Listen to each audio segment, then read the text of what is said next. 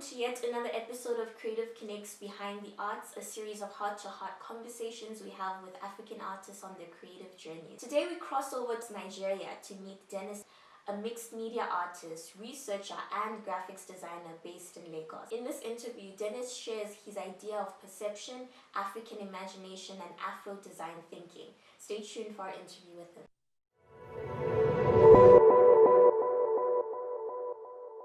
Hi, Denis. Lovely to meet you. Very grateful that you took the time out to have this interview with Creative Connect. So just to get right straight into it, do you mind telling us a bit about yourself, your background, where you're from, the story that led to you being into the arts that you're into? My name is Denis Inengite. I'm 29 years old, obviously Nigerian. I grew up wanting to become an artist, or yet computer science and physics just took me by surprise. So when I was a kid, I was practicing how to draw and shade and do pencil art, and then like having a typical African parent, they said, no, you have to be an accountant or an economist or something that is tangible. That led me to abandon art completely for a very long time. Once in a while, I still think like an artist, but I still try as much as I could to be a scientist. I got into school, I studied economics. Ever since, I've been trying to merge economics, physics, and the arts. So after my school, I became a graphic designer. My free time, I use it to try as much as I can to bridge art and design. So I make collages as part of like freeing myself up to becoming more of an artist than any other thing else. So I feel like making art is a way of expressing myself when I am not thinking or not trying to feel like a scientist and stuff like that. Well, aside that, I'm just a graphic designer working at a consulting firm. I guess for me, what really hit me most when I was going through your background and your profile is the idea of mixing science with art. And I thought that's so incredible that someone could think along those lines. People actually think about art and science as mutually exclusive. They're not mutually exclusive. Art feeds into science and science feeds into art. The whole development of science is mainly influenced by art. I believe this because when I studied economics, I learned about neoclassics, the neoclassical economy and stuff like that. And me looking into art movement, I learned about neoclassical arts. So there's this synergy that flows. So knowledge from art influences science and vice versa. It's not a art versus science. You can't say the artist is smarter than the scientist or the scientist is smarter than the artist. It's all human intelligence and human knowledge. So for me personally, I had to accept that being an artist is actually a way of questioning, asking questions about the world, and I'm free from constraints. I'm free from every doubt.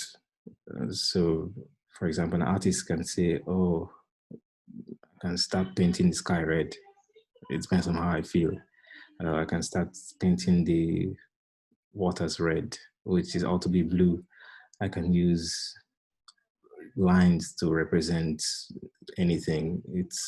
Art is unconstraining, whereas scientists, they have to follow a process and test and verify if it has to work or not. So you have to embrace art in sense of questioning things. What has been maybe something you've learned, maybe something exciting you've learned along the way in being able to practice and mix the two?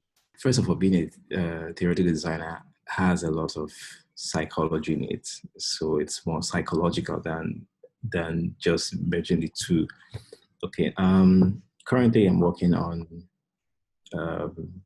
a theory, and the subject is Africa. I try to think about Africa in terms of geometry. Now, I think of the opposite of Africa, which is the West, as a kind of geometry called Euclidean geometry, which is the geometry that has led them to create a civilization that is kind of order. And we trying to subject ourselves to such civilization will break Africa. Now, Africa, in terms of geometry, cannot be represented with pure Euclid. What I mean by Euclidean geometry is circles, squares, triangles, very ordered. They are very representational and very abstract. They cannot be applied in that sense into the context of Africa. It's quite different. There's no way I can believe that all of the models that worked will work in Africa. It's a totally different setting. So seeing it from that point of view makes me even to research more. I love that you keep referencing Africa, not just African aesthetics, but Africa as a whole and from multiple lenses. I guess my next question would be like, what is your vision or your view on Africa? So let me give you an example. When I discovered your work, I felt like it was very futuristic. And I very futuristic. And I feel like that's a trend that some people are trying, like contemporary art, they're trying to do it, but I felt like yours was as soulful as it was visually appealing, right? There was a nice feel to it in terms of how it looked, but there was a nice feel to it in terms of how it felt. And so it did make me wonder, like, what is your view for Africa? Oh, you love my work. I do. I love your work. Okay, thank you so much. Trying to be an artist in that way, I have been looking for a subject. Okay, so after maybe looking for a subject, I went for an aesthetic style. And then after looking for an aesthetic style, and I tried to discover stories every day that I could represent with the subject. So my subject, the one I'm obsessed about every day, and everything I do leads to that same subject. It's Africa. So whether I do art or what I do science or what I do regular design or what I do research, everything leads back to Africa. My style, when it comes to art, amongst all of the styles that I've picked, I think I prefer making collage, or in quote, mixed media. So just picking things here and there, and then maybe sometimes it doesn't make sense. It looks surreal. It looks kind of look different from just regular designs. Putting it in context, I need stories, regular stories, like everyday narratives. Maybe I could pick an expression, maybe something that happened or something yet to happen or something that I feel, something like I think about. Recently, I did a series on Lagos. Lagos is a very culture-driven city. I decided to do a series, and one in particular is how we transport from one place to another. I tagged that Obalende.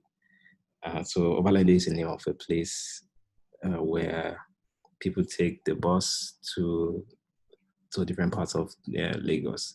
So the place is always crowded, very busy, and there are so many sellers and buyers. So it feels like the city never sleeps, but I feel like when the city wakes up, it wakes up in such a place. How important is it to you in terms of furthering your education or furthering your research or your experiences, whether it's with storytelling or it's with books and reading?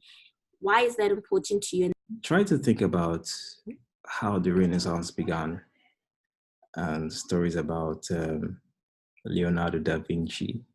Da Vinci is kind of like a role model in learning everything. and becoming a master of one thing, actually. All through his life, he learned a host of so many things, and he was a pioneer. But his greatest work till date is still the Mona Lisa. He's a fine artist, and that is it. I used the philosophy of aesthetics to describe what is beautiful and what is not as an approach to learning about Africa, and use architecture also. See how Africa interprets architecture, understanding how nature works. Nature is science, nature is art at the same time. You can only feel its beauty and understand the process of how it works. What I'm getting from our entire discussion is you understand the depths of art, you understand how it facilitates even your process as a researcher. And that I think takes a while for people to get to, where they can understand how art plays out in real life and just how important it is. So, what would your advice be to people that are, whether it's in denial about the power of art or in denial about the power of art with science? What would your advice be to them? Artists need to learn how to love art and appreciate science, and vice versa. So for me, I think it's the appreciation that actually made me realize that I can do this. But first, I started as an artist with teeny bit of obsession with science before it became a big deal for me. So it's not an either or thing. It's both. They have to embrace art and science at the same time. Thank you so much for sharing. I really appreciate it. I'm glad we finally got to do this interview. I've personally learned a whole lot. So thank you for that. You're welcome. Anytime.